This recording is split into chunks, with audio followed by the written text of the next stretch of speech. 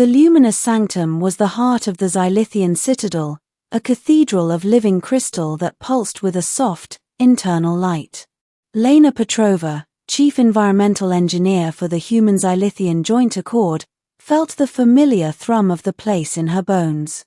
For 2 years, this had been her life, maintaining the delicate balance of energy and atmosphere that sustained the crystalline Xylithians. It was a job she performed with a reverence that bordered on worship. At the center of the sanctum, upon a floating dais of pure energy, rested Queen Lamina. She was in the throes of the Great Refraction, a once-in-a-century process where she sorted and archived the collective consciousness of her people. During this time, her physical form was a flawless, inert crystal, but her mind was an open nexus of data, a library of souls. She was completely, utterly defenseless. Her protection was the Aegis Guard. They were beings of pure, stabilized energy, housed within gleaming chrome suits of armor that bristled with energy projectors. They didn't stand, they hovered, silent and absolute, their loyalty hardwired into their very existence. They were considered invincible, a perfect fusion of energy and technology. Lena had always felt a profound sense of security in their presence. They were constants, unmovable and unbreakable. The attack began not with an explosion, but with a whisper of metal. A fine, grey mist began to seep into the sanctum through the high-level ventilation shafts. It wasn't smoke or gas. Lena's environmental sensors screamed with an unidentifiable particulate reading. As the mist coalesced, she saw what it was, a shimmering, flowing river of microscopic machines. A nanite swarm. The swarm ignored Lena completely. It was programmed for a specific target. It flowed through the air and washed over the nearest Aegis Guard. The effect was immediate and horrific. The guard's gleaming chrome armor began to fizz and corrode, turning a dull, pitted gray. Sizzling arcs of golden energy erupted from the joints as the suit's containment field buckled. The energy being within let out a silent, telepathic scream of agony as its form began to dissipate into the air.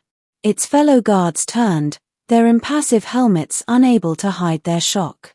This wasn't a weapon that attacked them, it was one that unmade them. The nanites were a form of technological plague, designed to dismantle their containment suits and release them into nothingness.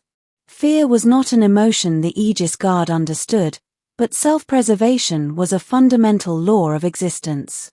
One by one, their invincibility stripped away, they made the only logical choice. They fled.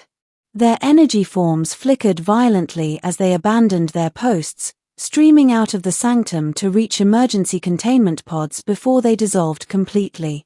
They didn't run from a fight, they ran from oblivion itself. In less than a minute, the chamber was empty of its protectors. Lena stood frozen, the hum of the sanctum now replaced by the chilling, microscopic clicking of the nanite swarm. The human engineer was alone with the vulnerable queen. The swarm, having routed the guards, now turned its attention to the dais. It coalesced into a single, flowing pillar of grey, moving with terrifying purpose toward the queen. It didn't want to destroy her, it wanted to infest her, to corrupt the priceless data within her crystalline mind. Lena's training screamed at her to evacuate. She was an engineer, not a soldier.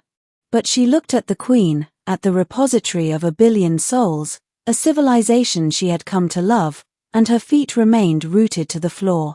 No, she breathed, her voice a small, defiant sound in the vast chamber.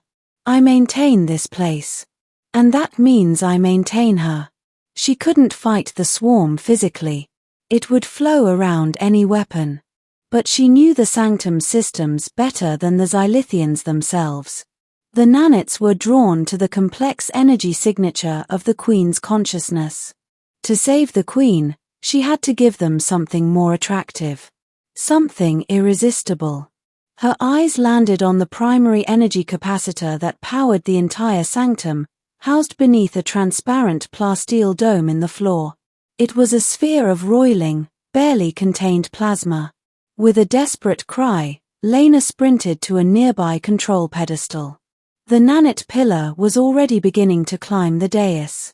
She didn't have time for a delicate shutdown.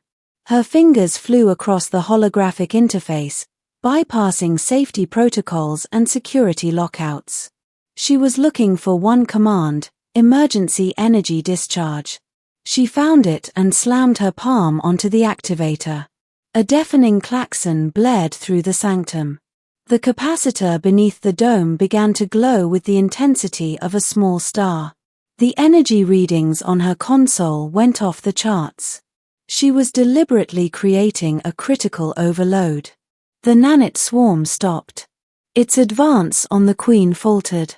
It could sense the raw, chaotic, and unbelievably potent energy building just a few meters away. The Queen was a complex, delicious meal, but the overloading capacitor was a supernova in a bottle. The swarm's rudimentary collective intelligence made its choice. It abandoned the Queen, pouring off the dais like a waterfall of liquid metal, and surged toward the glowing dome. It engulfed the capacitor entirely, a hungry grey shroud eager to consume the power within. "Got you," Lena whispered, her face beaded with sweat. Just as the last of the swarm covered the dome, she initiated the final command, a full, catastrophic discharge. But she routed it not outward, but inward, creating a focused, self-contained electromagnetic pulse. The capacitor flashed once, a blast of pure white light and silent energy. The EMP erupted, frying the delicate command and control structures of every single nanite. The swarm, its hive mind instantly annihilated, became inert. It lost its cohesion and fell from the dome, clattering to the crystal floor as a fine, harmless metallic dust. The sanctum was plunged into semi-darkness, running on emergency power. The klaxons died. The only sound was Lena's ragged breathing as she collapsed against the console. When the Aegis Guard returned, their energy forms stabilized in temporary suits, they found the human engineer sitting vigil at the base of the Queen's dais. Their leader, Luxon, hovered before her. There was no shame in his posture, only a deep, humbling respect. A new light began to pulse from the Queen's form. A gentle, warm voice filled Lena's mind. "You, who are made of flesh and bone, protected the soul of a people made of light. Our Guard's strength was made into a weakness. Your knowledge was made into a weapon." The Queen's light intensified, bathing Lena in a grateful glow. "They are our aegis, our shield. But you, Lena Petrova, are our keystone. The one who held the arch together when the pillars were forced to fall.